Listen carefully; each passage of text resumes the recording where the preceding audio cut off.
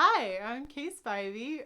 It's been a minute. Been a little while since I ever actually recorded anything for any kind of YouTube at all. If the sound quality is bad, I'm trying out a microphone setup. We'll see how that goes. It could be awful, in which case I'm very sorry. I just thought I'd film a little bit of a catch-up because a lot is going on. There's a lot of reason. Well, there's a reason why I haven't been filming recently.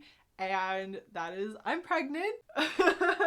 Found out kind of just before Thanksgiving, and let's just be honest, being pregnant is really hard. It's a lot of work. It takes a lot of energy. Yeah, I'm just gonna talk about it. So if you don't want to hear about pregnancy, this is probably the video to skip because that's what I'm gonna talk about this time. The first 3 weeks were probably like the most brutal for me. I've been really lucky. Like my sister-in-law had a baby over the summer. She had a really tough pregnancy, like lots of nausea and vomiting. I have comparatively had it pretty easy so far. I'm into the second trimester now. But so the first 3 weeks were like kind of brutal, and not in the nausea way that like I was always kind of led to expect. It was like painful. It just felt like really bad cramps. And I sort of was very aware pretty quickly that that was pregnancy and not just like something bad going on. It was either pregnancy, I was having some kind of a problem we needed to get to an emergency room for. So luckily, the pregnancy test, it turns out if you're really pregnant, then it turns very quickly. You pretty much pee on it and it's like, pregnant. So that's how it worked for me. People say the same thing about COVID tests. They're like, if you have COVID, it will change immediately. That was true for me about pregnancy. So there was no question. So the first 3 weeks were really brutal and painful. It was just a lot of pain. It was just more pain than I expected. I was kind of getting through the day by putting hot water bottles on my stomach, and you always feel, it feels weird because suddenly there's something in there. So it feels like there's something in there because there is. And it was about 3 weeks, and that was kind of brutal. And then it started to get a lot better. I went through a period, it's just been such weird things. I haven't been that nauseous, which has been great. I've only thrown up like a handful of times. Instead, sometimes I'll have like a sick wave throughout the day, which is also very interesting. And I did kind of notice pretty early that I had to take my prenatal vitamin first thing when I wake up. Like, you get up, go to the bathroom, take the vitamin. Like, that was it.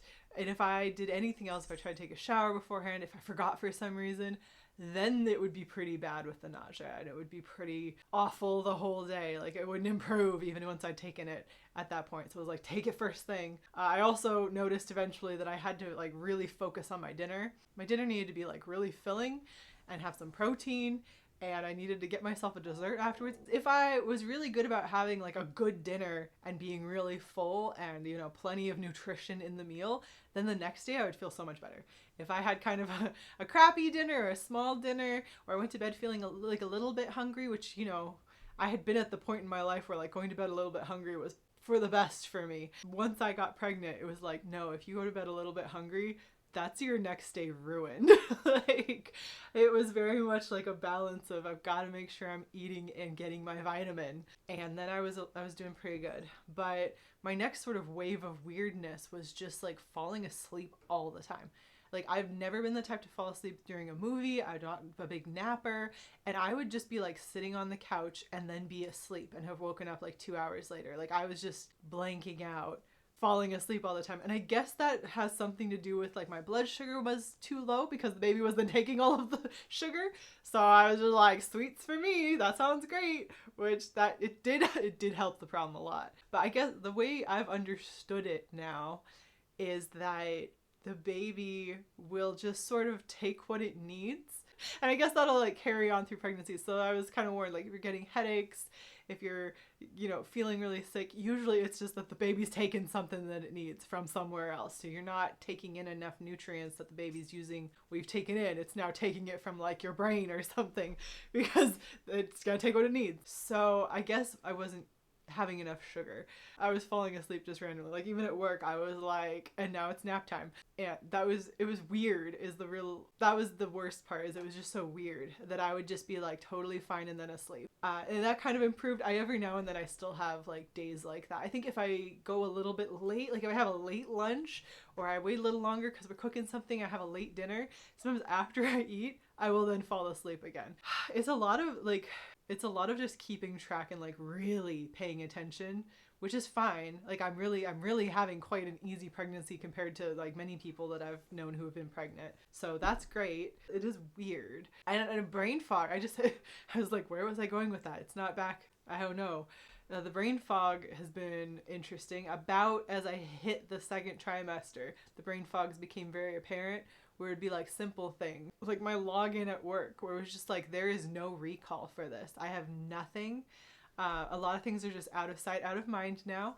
And even like tasks. So if I'm like, and this has been a real problem with like taking the vitamin, if I don't do it when I'm thinking about it and I'm like, okay, I need to do this next, sometimes it's just gone. A lot of times I just have no recall for just small things. It's not been like debilitating. It's just very weird where I'm just like, I can't, there is nothing. The baby brain, I guess, is very real and apparently can last another 2 years. So, hey! So the mommy brain is happening. I don't think anyone can I don't think you would notice.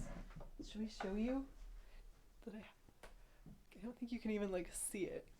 It mostly just looks like I've eaten a lot. There's not a lot of a baby bump. It looks like I had a really big meal.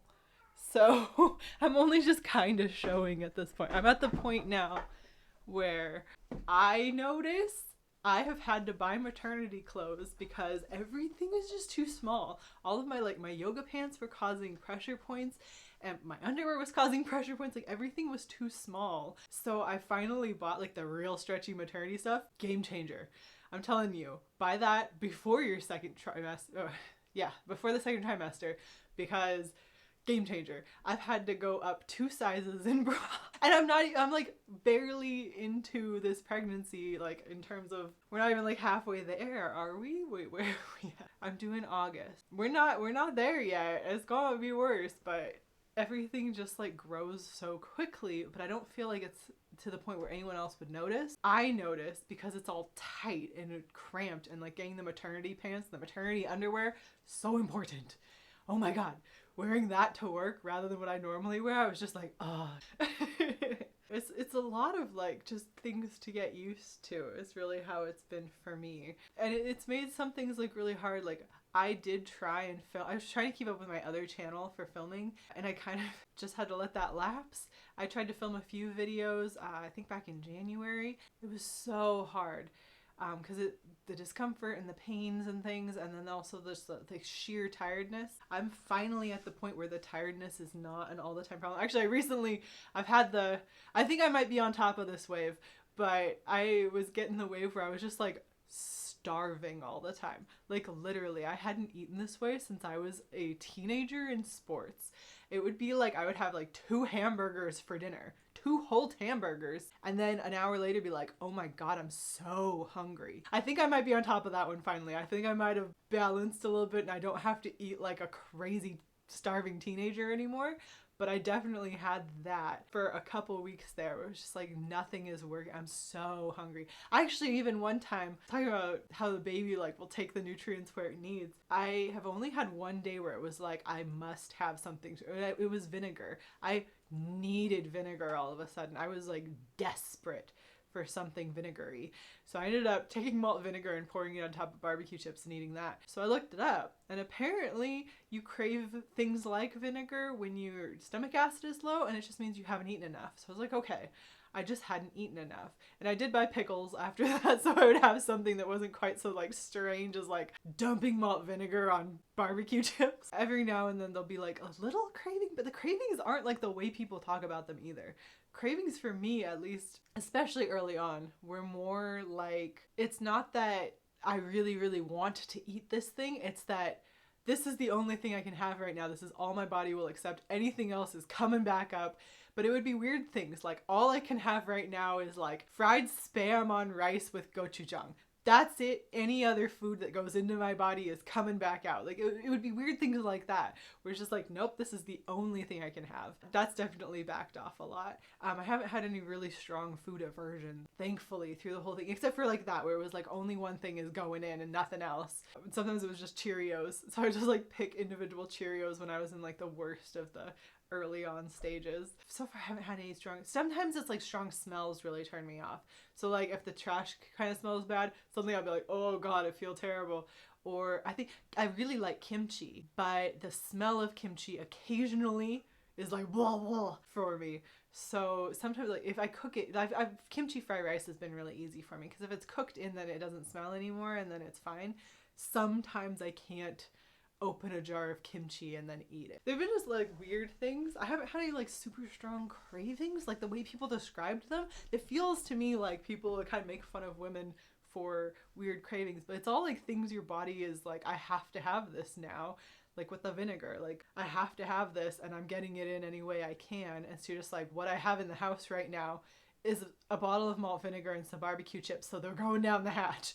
Like if I had had something else, then I would have eaten that. But most of it's just like things that I kind of want. Like I always want salty things now. I always want French fries and like fried chicken always sounds good.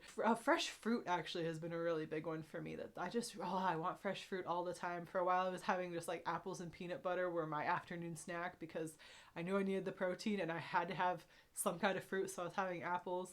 I got a bag of pears and was really into pears. I think I've eaten those Costco bags of pears. They were so in season up here.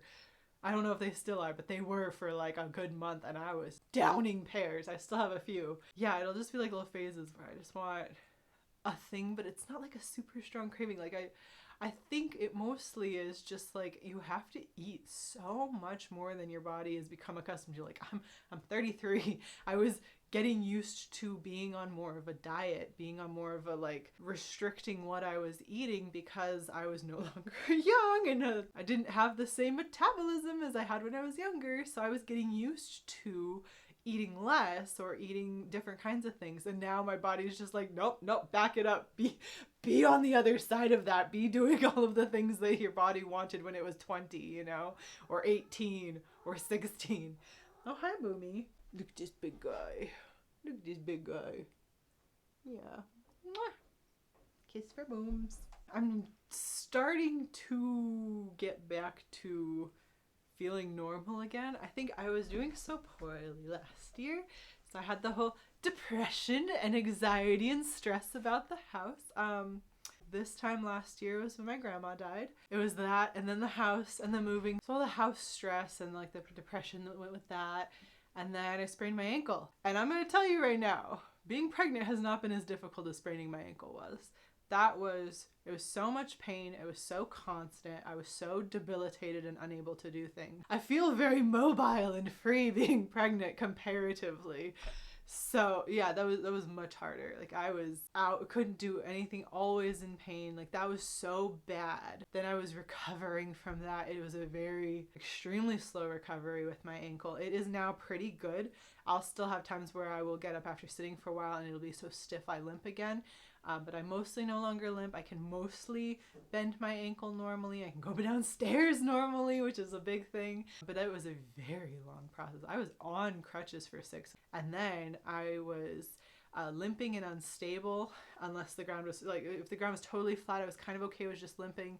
And then I was slowly moving up to, I could kind of get upstairs as long as I was like really gripping the hand railing to kind of help me. It was very slow. It was probably up until about when I got pregnant before I was like, I'm totally walking normally now. I got this, you guys. That was very hard. And then the pregnancy. And so it was like last year, it was just like one thing after another.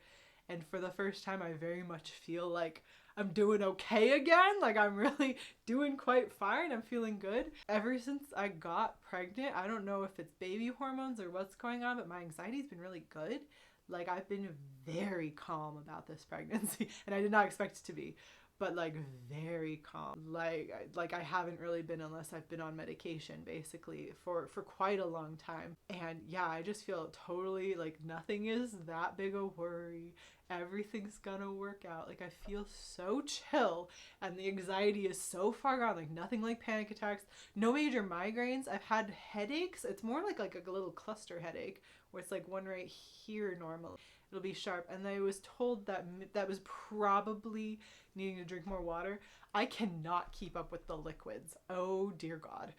that I should talk about. Oh my God, I cannot drink enough water. You're supposed to drink a lot of water. Like I'm supposed to be like drinking 3 of these a day basically. Plus 2 cups of raspberry leaf tea, I was told to also drink a day. And I can't seem to drink enough liquid to then not always be in the bathroom, but also to then not like dry out at night. It's like every couple hours at night, I wake up and like my mouth and nose and throat are so dry. And then I'll drink a bunch of water, then I'll have to go to the bathroom. It's like all the time. The liquid at the moment is so hard to keep up with. I'm just like always drinking something. I mean, I already have like a pretty healthy diet, and I'm already getting plenty of fluids from like normal things, and I drink water all the time. But it's like, I can't keep up with this baby. I was surviving on Gatorade in the first trimester, and I was kind of like, I don't need it anymore. I'm doing so good. But like, I'm going back to it because it's just like, I can't keep up the moisture. I'm dry all the time. I'm drinking so much. I'm trying so hard. Those are all my struggles with that. I might break this into kind of a 2-part thing. I was thinking about talking about like things that we have then like created in our life to kind of try and make things easier, especially moving forward knowing about the baby. But I might make that into a 2nd part and kind of end this here. So this is just, I'm pregnant, you guys. Woo! I'm gonna have a dragon baby. It's the year of the dragon. Okay, how cool is that? I'm gonna have a dragon baby. If they're born when they're supposed to be, I believe they're going to be a Leo. That's great because we want to avoid a Virgo. No, we'll love the baby either way, but I prefer a Leo over a Virgo. We'll just say it that way. Dragon baby. We are not going to find out the gender. I personally do not care. For one thing, a baby's gender is baby. It doesn't affect anything. That's the thing. The thing that has always baffled me about like gender reveal parties is it just doesn't change anything. Babies don't develop things like a preference until they're like 2, maybe even a little older. Like they don't care what color their room is. Only I care. So it needs to be the color I like. That's what's important. So purple and dragons, these are our themes. It just doesn't matter. Like the only people who actually need to know what gender the baby is at all are the people who are helping to change diapers. So anyone who wants to help change diapers once the baby's here, they'll get to find out what gender the baby is. But until then, I just don't see why it's important. Baby doesn't know one way or another. It only slightly changes how you change a diaper. Otherwise, a baby's a baby. A baby's gonna come out and be a baby. And it just doesn't matter what gender it is. So we will not be having a gender reveal. We will not be telling anyone. If we happen to find out if like the ultrasound is very obvious or something, we're not gonna do any testing. I know you can do like blood tests now that you find out. I just don't care. No one else is gonna get to know. I also just don't want people to buy me like super sexist shirts for the baby. You know, like there's just a lot of them out there that I'm just like, it's to the point of creepy. Some of those shirts. Baby's gender is baby. All babies' genders are baby. And if it really means a lot to you that your baby is a girl or baby is a boy, like that's fine for you. If you really want to have like a theme based around a gender, that's totally fine. Like I'm not trying to diss anybody for having that kind of a preference, but at the same time, like the baby does not care. And I don't understand why we, society-wise, we don't need to care either. You can't tell the difference, okay? It doesn't really matter. Baby looks a little bit extra pretty, has extra long eyelashes, people assume it's a girl. Put a baby in pink, they'll assume it's a girl. Doesn't matter. Has nothing to do with what the baby actually is, like sex-wise. It just doesn't matter.